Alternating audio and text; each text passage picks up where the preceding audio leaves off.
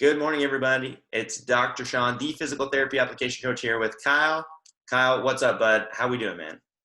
Sean, I'm with a legend. Thank you for having me, sir. Yikes. I don't know that's ever happened, so that's a first for these videos. I'm with a legend, man. Thank Congratulations you. on your recent success for your acceptance offers. Why don't you go ahead and tell people just a little bit about you and about some of the schools that you've gotten accepted to, and then we'll get into more details a little bit later. Yeah, sure. So I applied to 5 different schools, North Texas. I'm in Michigan, by the way, just to let everybody know. I'm in Michigan, and I applied to North Texas, University of Oklahoma, Arkansas State, Central Michigan, and Youngstown State. And I got into 3 out of 5 of them. So Nice. all big smiles over on my end from that. I mean, if you'd have asked me that going into this, if I'd have been able to do that, it probably would have been a no, but hey, it happened. It's reality now. Yes. Check it off the list, man. So Yeah. now you've guaranteed acceptance to multiple programs, right? So which programs did you get into, and where did you ultimately decide to go? Yeah. So I got into Central Michigan first. I heard from them in November. I did my undergrad there also. And I got into Arkansas State just about a month ago. And I got into Youngstown State like 3 days ago. So it's been quite a journey, a whole year-long process, but the waiting game is real, man. I mean, let me tell you, when they say that you're going to have some, email anxiety of your phone vibrate, looking at it like, oh my goodness, is it something that I need to know about? It's true, Yeah, man. so But true. I'm going to be going to Central Michigan here in the summer. And that's the Chippewas, right? The Chippewas, yep. Fire up chips. Well, go Chippewas. That's awesome, man. Yep. I've had a lot of individuals go to CMU's program that I've worked with, and they've said great things. So I'm super excited for you. Yeah. So what ultimately factored into your decision to go to CMU? Just to help other people kind of get perspective when it comes down to it, what made you decide to go there?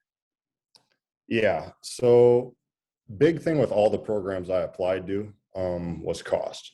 That was my number one thing that I was looking at, minimizing your debt to income ratio that you're going to come out with as a PT. And CMU was a state school. It was in the state I lived in, so I get the in-state tuition. But all the 5 that I looked at had pretty good tuition rates, except for Oklahoma. That turned out to be, I didn't do my research as well on Oklahoma as I should have. Fun fact. It But happens. yeah, yeah, You look at the wrong PDF or an old one, and you're like, "Oh shoot, numbers are different now." Yikes. right, right. And the big thing with CMU is, like I said, I heard from them in November, Hmm. and I had enough time to think about that decision and really let it sink in that this could be the only school I hear from. Turned out it wasn't, but after I heard from Arkansas State, they gave me a 2-day deadline to basically commit. They wanted a commit, a verbal commit, and a deposit very quickly. And at that point, with everything that's been going on in the world, I didn't feel like I was going to be able to make a decision like that in that short amount of time. And then Youngstown State was a phone call. I didn't even get an email from them. Their chair called me up and said that there was a spot on the wait list. I didn't even know I was waitlisted there, but they just said there's a spot on the wait list, and it was sort of like, make your decision now kind of thing. And On the phone. yeah, on the phone. And I was just like, well, I don't think I'll be able to commit to that one either, but it was flattering that I got into 3 out of 5. It was definitely something that was an accomplishment. Yeah, gravy at that point, right? Yeah, Yeah, definitely. Better to have options. absolutely, absolutely. Well, that's awesome, man. And congratulations. I'm super excited for you to have this opportunity to take the next step in your journey and be. I like that you're one of the things I've really admired about working with you, Kyle, that, kind of just background for other people is how diligent you've been with researching DPT programs to find programs that fit your profile as an applicant. Would you mind just briefly speaking to that? Like, why was that so important to you? And what did it look like when you went about doing your research? Yeah. So I'm from a really underserved area in terms of healthcare perspective. It's a really rural area. The nearest PT clinic is a good 45-minute drive from where I'm at. And that, I guess, is just trying to illustrate the point that I didn't really have a whole lot of research going into this about how to become a PT, what the process was even like. And when I started out at a community college, I sort of, I don't know, my mom calls it sandbagged. I didn't really show my full potential right away, and didn't do so hot with my GPA. Definitely not as bad as some people that I've seen, but it was not competitive. I ended up getting out of community college with about a 3.2. And I remember advisors that I had gotten along the road had said, yeah, you're going to be fine. You're going to be fine. And I'm just like, something didn't feel too right about that. I was seeing other numbers out there just at that point in my life. And this is when I really hadn't been researching that well. And I was like, there's something really not adding up to this. And there was a non-traditional student that was actually at my community college that told me, you're going to have to get your act together if you really want to be competitive, because your GPA just flat out isn't going to cut it with a lot of programs. And when I transferred down to my 4-year university, I had that to deal with. You had a low GPA, you had to kick it up and do something about it. And luckily I did. I killed my last 60 and ended up bringing it up to about a 3.6 cumulative. So that was adequate. Awesome. For doing that. But along the way, due to lack of research early on, I really had only set my eyes on the one program, which was CMU, and that's where I ended up, funny enough. But it Waste really, time. I'm yeah, kidding. right. And eventually you could realize, hey, you could actually apply to other schools. But one of the things I didn't do early enough on was find out that most PT programs require 2 semesters upper level biology. Again, I didn't have that guidance, so I just didn't take those 2 courses, and that really limited my options. And Yeah. it forced me to do diligent research on what programs I should be applying to that I could actually stand a chance at getting in. Yeah. Because with the cost being the highest factor that I looked at, and you also got to have a balance between the cost and the chance that you think you're going to get in. Because if you just apply to schools that are outside of your reach and you don't really have a chance to get in there, then you're sort of just throwing money at the wind. I hate to say it, but Yeah. a big thing that I used was I would go on the PTCast website and look at the profiles of each school and see, okay, this PT school takes 90% of their class in state. Don't really like my chances there just with the numbers that I had. I didn't have a very good GRE score either. And that didn't help me either. So you got to be able to look at schools that don't have a very high GRE minimum that are just going to automatically sort your application out of the pile. Right. And a lot of that was getting on the phone, emailing people that work at these departments just to say, is this worth my time? Just being completely blunt about it and saying, this is what it is. I've got my 4 years in. My GPA really isn't moving at this point. I could retake my GRE. Hours were a problem with COVID, obviously. So there really wasn't a whole lot that you could do about that. Even though I had hours lined up to help boost that up, that was all gone because of COVID. So you really have to grind, man. You have to look through websites diligently because there's a lot of PT school websites that are just not very transparent about GPAs that are accepted, GRE scores that they, actually consider competitive, Right. hours, things like that. So it was a lot, man. You're on the phone a lot, but it really, I got into 3 out of 5, and I think a lot of that was being very selective about the schools I picked. So For sure. No, I think you're spot on with that, Kyle, is that there's a lot of people who aren't willing to put in that legwork, and mostly the finger work, right, to get that done, and to spend time really, like you said, grinding and trying to find it, trying to find the programs that match your profile, that match, okay, what gives me the best chance of being successful as an applicant. And I really appreciated you doing that and showing that diligence, because it helped me see that, if you have someone who's willing to say, okay, this is where I'm at, and this is what I'm willing to sacrifice. Like for you, when we were working after we took the GRE and things didn't go as planned, we had to reevaluate and say, okay, we need to look at programs that you can get into or have a better shot at. And as we kind of helped game plan that for you, you were able to be successful and find programs that fit your niche of what you were looking for. And so that really helped me to, I'm not going to say completely change, but refocus a lot of my early coaching on doing your research sooner. So you know what you're looking for and what the expectation is before you go to press submit to a program, and you're like, oh, I hope this works, right? I hope they like me, instead of really honing in and being laser focused on these are literally the programs that have what I'm looking for, and that I am what they're looking for, or at least ballpark with that, right? So that's awesome, and thank you for sharing your perspective on that and giving some insight as to what that takes. And unfortunately, it takes effort. I'm not even going to say unfortunately, but people I want a quick fix. Give me the school I should go to. You got to dig your heels in and go figure it out. That takes everybody's work. got their own story, and I just want to add too, if you do it like me, you're going to get a lot of emails back that aren't going to be pleasant to hear, that are going to say, basically, you're not cut out for this program. And you're going to hear that. I heard that plenty of times, and it's a tough pill to swallow, but it's better to hear that than to spend the expensive money that it costs to apply to each program just to eventually hear a no from them anyway. If you can hear it before paying them any money, then that's just one less that you got to pay for to hear a no from. Right. And I think that's another, I'm really glad you brought that up, because that brings up another point of so many applicants are afraid to do research because they're scared of rejection.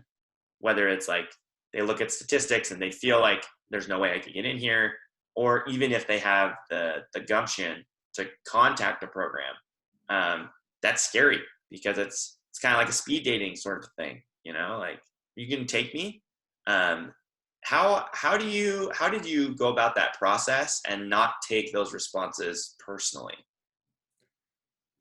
Yeah, so I guess you just got to really keep big picture in mind. You're trying to be a PT. At least for me, it was try to be a PT and get out with as little debt as possible. So once you go through the vetting process, I used your list, the original top 25 cheapest programs in the country list from your email list.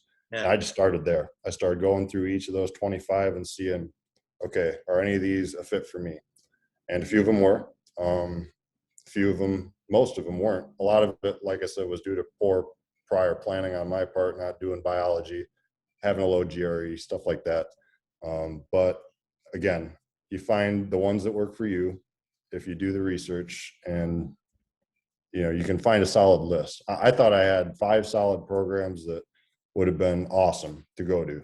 And just because they're a lower cost program, you're still going to get the same license regardless of where you're going to school at or not. So preach, man, preach. Yeah. No, I think you are wise beyond your years financially, especially in the physical therapy sphere, because I think a lot of folks coming into PT are just good-hearted people, right? They just want to help. They want to improve their community and improve the lives of other people. And sometimes we can be a little bit blind, and we accept that PT school is expensive, right? Because that's the norm. But it doesn't have to be. I think you when we were speaking earlier, you talked about how you hadn't taken out a loan for your undergrad at all, right? And how that's nowadays, that seems just so foreign. People look at you like you're a weirdo, or that you've deprived yourself and lived like a monk, right? And sometimes there are some sacrifices you have to make, but it's all about your big picture goal, right? I want to be a physical therapist and have a low debt to income ratio, right? And as far as that's concerned, thinking that way now is going to set you up for success well beyond your years as you get into your late 20s and your 30s, and potentially you're debt free, right? And you can all of a sudden just completely change, your family heritage with your financial know-how and how to minimize that American consumerism that we have of, I've got to go to the best school. What does that even mean, right? Like, what is the best school? Who cares, right? Right.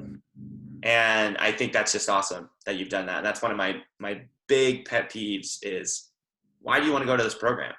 And I'll have people that, I'm just going to throw out some names. Like, I want to go to USC. I want to go to Pittsburgh. I want to go to University of Delaware, University of St. Louis, Washington.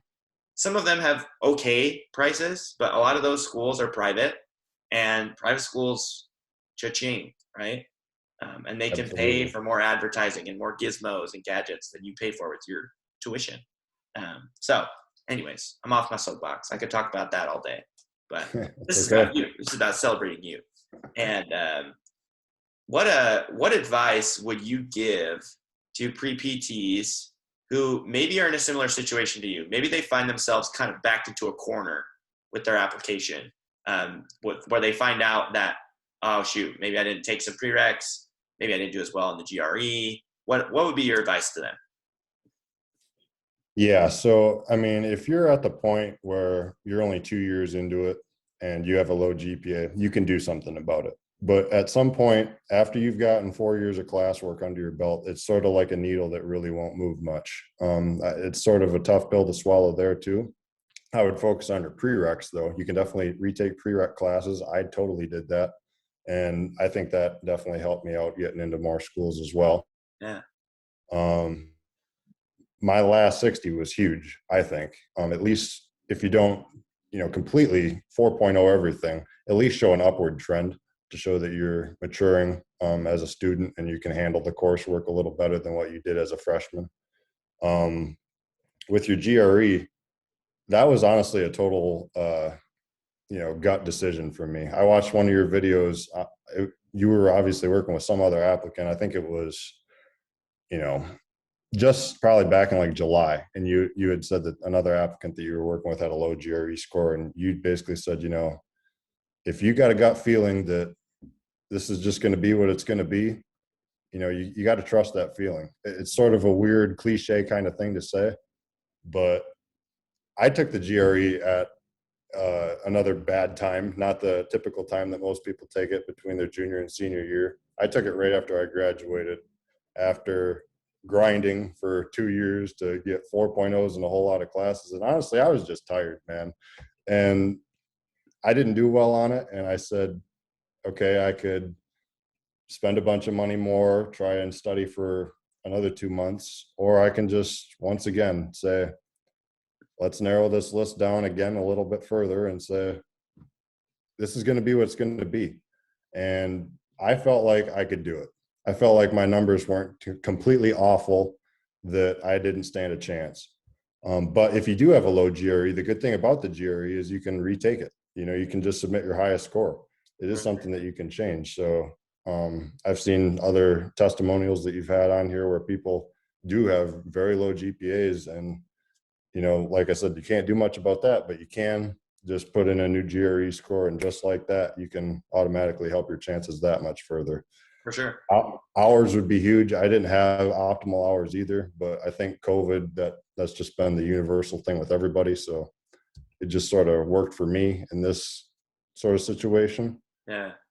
But I would say, get out in your community. I had a job most of my life working with a lot of elderly people that I think allowed me to still have a very compelling story about why I got into physical therapy.